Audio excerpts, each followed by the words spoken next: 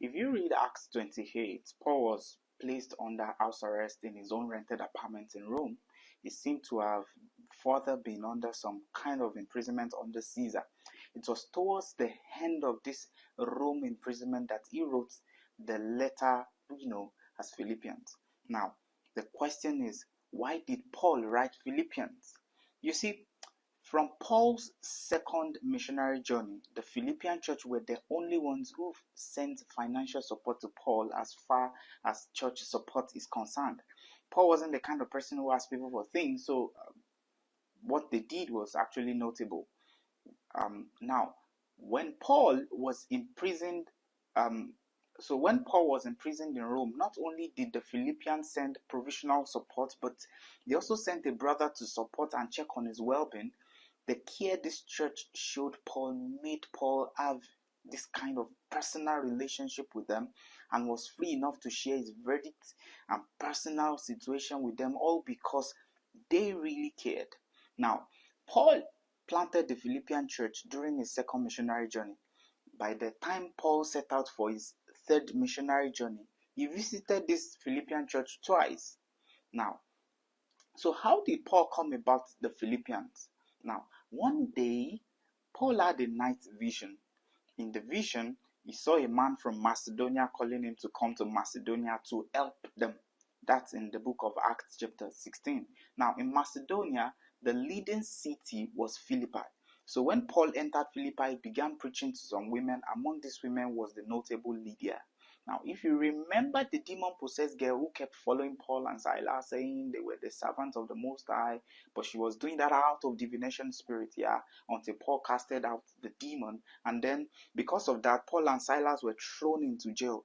But as they sang and prayed, there was an earthquake and the jail doors were opened. All this was in Philippi. Now, God did so many miracles through his servants in Philippi. But now, Paul was in Rome to face trial before Caesar. While he was in prison, this Philippian church sent him Epaphroditus with some provisional support and to check on Paul's welfare. So while Epaphroditus was with Paul, eventually Epaphroditus became so sick that he almost died. When he got better, Paul decided to send him back to Philippi, but with a letter. Now, going through this letter, Paul first showered them with love, acknowledgement, and appreciation for being a part of the gospel. He made them understand that he writes to them from prison, but that his current state serves as a platform to also advance the gospel of Christ, as all the prison guards and the staffs of the prison have been able to know he was in prison because of Jesus. How would they have known about Jesus if he hadn't been in prison with them? So Paul says. So he said his imprisonment was proof that those who are genuinely called to preach cannot be taken aback by any obstacle. So he saw this as that this should serve as a source of courage, or that should those who are laboring with Jesus genuinely, and it will be a difference between those with good motives and false motives. So this is suffering is a demarcation for the genuine preachers with good motives and for those with false motives. However, the important thing is that either with good or false motives, what matters the most is that Jesus is being preached. Now, all of a sudden, Paul began to express certain concerns, as though his imprisonment would lead to death, although he believed prayer could save him. But if not, Jesus must be glorified, and if he dies or is preserved, Jesus must be glorified. So if he survives, then he has more time to preach Christ. If he dies, he also would have the opportunity to meet the Lord in glory. Therefore, both comes with profitable outcomes. But to the Philippian church, he wouldn't want his death to affect their faith negatively. Rather, they should be ready for contention and suffering for Christ, as it is a part of the journey of faith. Now, as though Paul was writing his last admonition like a man who was being led to his slaughter, he majored his charge to them on humility, oneness, and love. Christ, being an example of the very nature of God, was humble and never showed equality with God or disagreed with God even until his death. Therefore, if humility earned Jesus the name that is above all names, we ought to learn from his character. Now, Paul's continues to speak about the important things. After he spoke about humility, oneness, and love, He spoke about their salvation, which they must protect with the fear of the Lord by being careful the way they lead their lives in purity and without fault.